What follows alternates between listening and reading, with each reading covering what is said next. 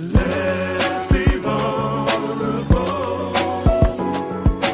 I'm so vulnerable. Let's be vulnerable. I'm so vulnerable.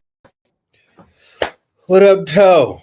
Welcome to another episode of the JLE Lounge Radio Show, where we discuss politics like family. That's the theme song, Vulnerable, our latest single out on music copyright from the upcoming third album, JLE for Life, JLE Forever. I'm your host, JLE. A lot going on in the world, man. A lot going on. First, going to touch on the FBI started handing out arrests for NBA players with gambling. And it's been an ongoing 2 to 3 year probe with more to come. That's crazy. The gambling and sports, slippery slope. Some people trying to make the correlation that Trump coming after people. I don't know about that. But in the event that President Trump did have a hand in it, I ain't mad at it. I mean, some of these sporting events started becoming like wrestling storylines. I mean, look at the shenanigans going on with Kansas City right now. They screwed Buffalo out of that 4-1 last year. They screwed my Detroit Lions when we played them last week. Yeah, I said it. How you go a whole game to the last 2 minutes with no penalties? Really? There's never been no perfect football team without a penalty. So we're going to see what's up. We're going to talk about it more in depth on the sports show, the Sports Line with Jelly and Marte later today. But it was breaking news yesterday. Everybody was talking about it. Figure we cover everything. We're going to talk about it for a minute. Latest Detroit news. Mayoral candidate, Pastor Solomon Kinlock Jr., he was on NBC discussing the recent polls from Detroit News and NBC, saying that he was behind dramatically 64 to 14%. His rebuke of it was that he's out in the streets talking to the people, and that's not what they're saying. But keep in mind with the poll, they polled 500 people that are likely voters, and that's what they got for them numbers. So if he really do got people in the streets rocking with him, come November 4th, they're going to go to the polls, and we'll see how close of a race it is or not.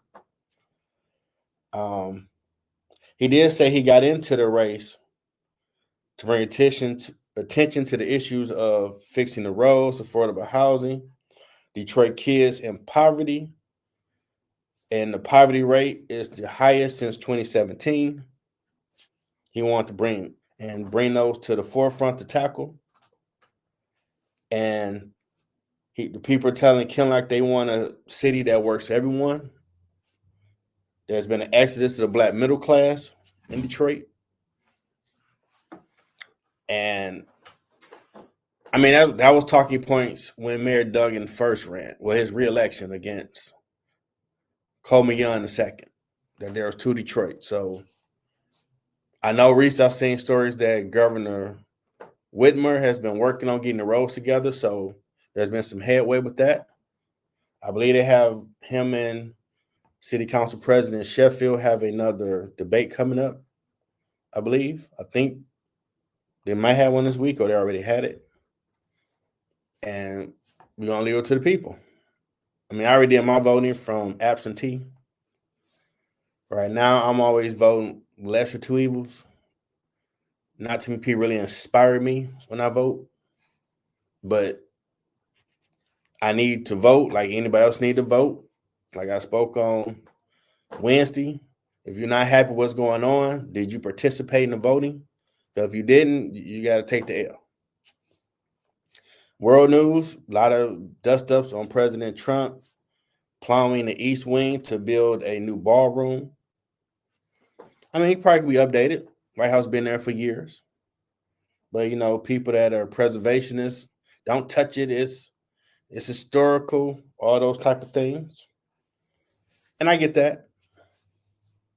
but it was destroyed before and rebuilt. So stuff been added on over the years. So maybe he felt when they have functions, just have a real dope ballroom. Really ain't mad at that. The New York City mayoral race has candidates Democrat Zohan Mandini, Independent former New York Governor Andrew Cuomo, and Republican Curtis Sliwa. Had a debate recently, and people been asking Republican Curtis Sliwa to get out of it, but he's defiant. So it seems like it's been more of a race between Democrat Zohan Mandini and former New York Governor Andrew Cuomo. And Mandini's been questioning Cuomo's record as governor, as well as Cuomo's been questioning Mandini's lack of experience. And given that's the biggest city in the country, that'd be bad for business. So we're gonna see how the people really take that. Who has it? Who has the better option? Something you've seen already, or and I'm pretty sure Cuomo looks at, well, I was in charge during COVID, how I brought us through these things. If there's a potential terrorist attack, because they probably get threats a lot given the financial industry of Wall Street is there. What will you do?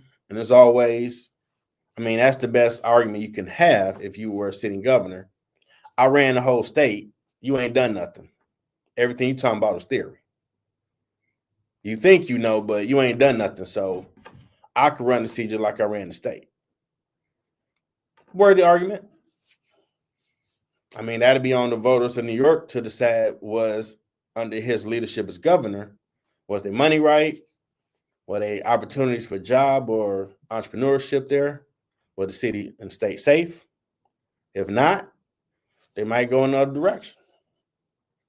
You know? Democratic Senator Jeff Merkley holds the third longest Senate floor speech after delivering his remarks for 22 hours and protested President Trump. Other than some formal business, he had to stop, but I get it. They put so many things in place if there's someone they may feel is unjust, so they can kind of stall them out. But that's a long time to talk, man. 22 hours. Bro. Man, that's a long time to be talking. Long time. I get it. I mean, if you're trying to filibuster and stop some stuff you don't want to do, but I can't help but think instead of all the protests, him would have been better for y'all to be trying to figure out to shut down, come to a compromising budget so people can get back to work and take care of their families. Because even through all this, you're getting paid. And as an American citizen and voter, that's a problem for me.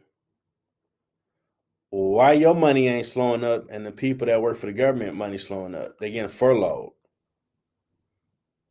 Or you TSA or air traffic control, you still got to go to work. But you ain't bringing no money home. Holiday season now. What are we doing? So it's very admirable that Senator Jeff Merkley was talking for 22 hours, but I'd rather y'all use that energy to figure out the shutdown. I think that helped the people way much better than all that talking. Just my little 2 cent opinion, because there's a lot of people that can use that help, you know. And I think that'd be better served.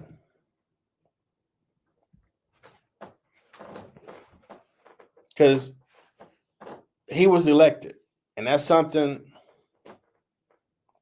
people got to wrap their mind around, in my opinion. The people elected him. He was a better choice than Kamala Harris, vice president, former vice president. And if you was paying attention, in my opinion, the most honest president we've had. He told you what he was going to do. If you didn't like it, you should have had a better candidate.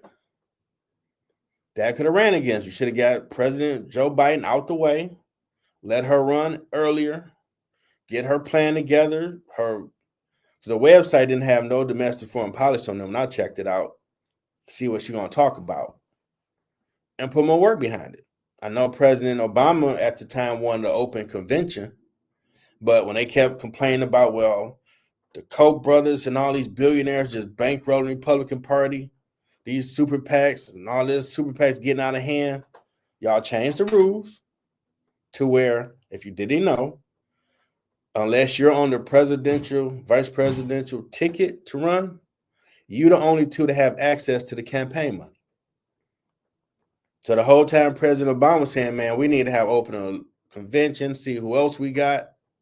They had to remind him, because y'all was harping about this money stuff. This law was put in place where only Biden or Harris can touch the money, or otherwise the 300 million plus you would have to refund back to the people and start up the new Harris and her VP campaign and ask for them to send it back. Now, come on. Let's be real, America. We family.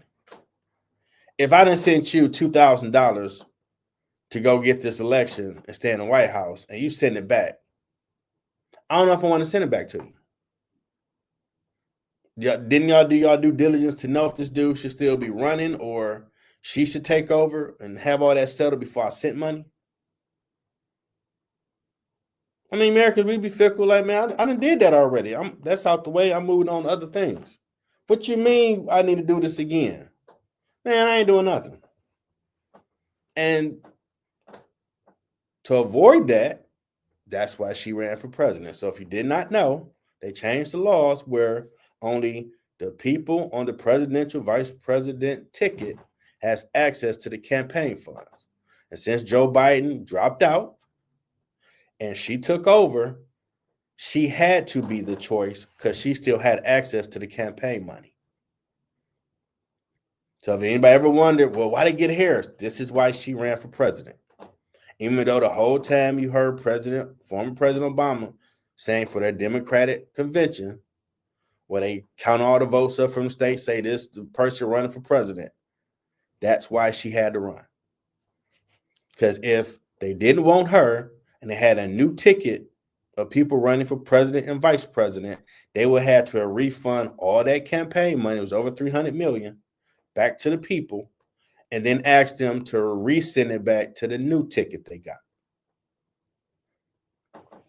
And now you put yourself in jeopardy. People say, I'm not sending it back. Now I already did that. Y'all should have that figured out. That's why she ran. Now, they could have had someone do a better job with her website, putting up what is her policies for domestic and foreign. What's she trying to do? Because I went to a website and it wasn't much on there. I'm like, are you running for president? Now, I voted for me. If anybody's wondering. Well, Jelly, I voted for myself. I didn't agree with everything President Trump was talking about. I didn't like her. I voted for myself. So I remember they say Mickey Mouse always get like 1% of the vote because you have that little open circle and you just write your name in. So I wrote my name in. Voted for me. Still contribute to voting because people died for the right for me to vote. But I ain't the candidate. Any better choices? So I'm going to be transparent with you. That's the journey for what I'm doing. And she ran. She made some good points. If y'all let him get in, he's going to do ABC just like Hillary did, former Secretary of State. But he told you. This is the thing where I'm like, how you mad if you actually paid attention? Because I don't just look at CNN, Fox News Channel, MSNBC, because they're all biased to whether conservative or liberal. I went to YouTube to see other news outlets live from this city and listen to President Trump speak. And I was impressed with, okay, he's on message. He had a hell of a campaign manager. Oh, but he definitely telling you like, oh, people that came after me, I'm come for y'all. I'm gonna do this. I'm gonna do that. Okay. Oh, y'all want me to deal with the illegal immigration situation, get the people out of the country? Okay. And that's what he's been doing. He's, in my opinion, he would go down history as the most honest president we have seen because everything he said on that campaign trail, he's been trying to do. So people grab an imaginary person. Oh my God, I can't believe he said what he was going to do. Were you listening? That's a key word. If you was paying attention, he told you what he gonna do. He didn't make this up. No. I'm gonna do A, B, C, D, E, F. That's what he's been doing. And people are shocked by it. Like, no, he didn't lie. Gotta give him his credit. He didn't lie to you. Whether you agree with his methods or what it is he's doing, that's what he said he was gonna do on the campaign trail. That's what he's doing. So I would say for 28, because I'm hearing people, some people hearing maybe Gretchen might run or some other people, you need to start training up and coaching up the next future leaders. We don't want to see the grandparents age no more. So some 40, 45 to 50 some people, age range, they got some wisdom, they got some ideas. Y'all need to start getting them prepped to run for president. Because somebody that's still in touch with the people. You ain't too far removed as a baby boomer generation where you can't relate to what's going on, the challenges the new generation facing. Whether you agree with their hard working or not, you got to be able to relate to that. Okay, well, I need to make sure because you everybody president. Am I covering every demographic to make sure they're okay? And just to me, the basics, everybody want to make sure they have jobs, take care of their families, opportunity to be entrepreneurs, sell their products if they want, safe within our borders.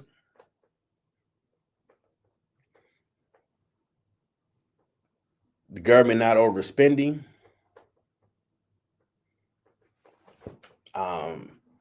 Make sure if we do have people come to our country, just like we got to go to their country, we have to play by their rules. They play by our rules to go through the process.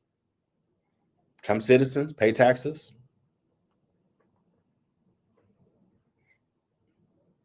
Make sense gun laws. We like the only place on the planet right now where people have these gangs be real life when they get out in public. Start letting them loose. Some common sense stuff that makes sense. If you're doing those things, we'll be all right. Those are things hard to argue with. And you have to always, when I was coming up, you got to lean to the center.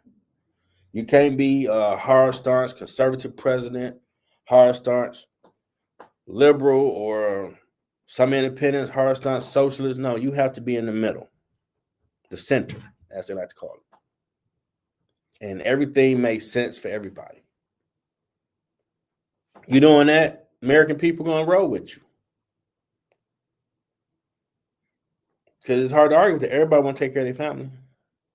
Some people have purpose to be entrepreneurs, build products, help innovate this country, move us to the next technological age. Want to feel safe within the borders of our country. Everybody paying their fair share. The ones that do need help them so they can get back on their feet. Sensible gun laws. I'm a firm, staunch believer of the Second Amendment. Get yours. You got a right to defend yourself. I firmly believe in that. But it doesn't make sense. You come over here, you need to play by the rules because I just can't walk to your country. I'm sorry if you have a lot of issues over there. But Detroit is right next to Canada. I can't drive right over there and just go parlay up in their country. I'll be stopped at the Ambassador Bridge or the tunnel into Windsor, Canada. Who are you and where you going? What you trying to do? It's only fair that goes to say if you come to America. Only fair. I ain't picking on nobody. Just be fair. Now, we need to be human in how we deal with people. You know, definitely some stuff I do see on TV, we could do that a little better than how it's being done. But sensible stuff.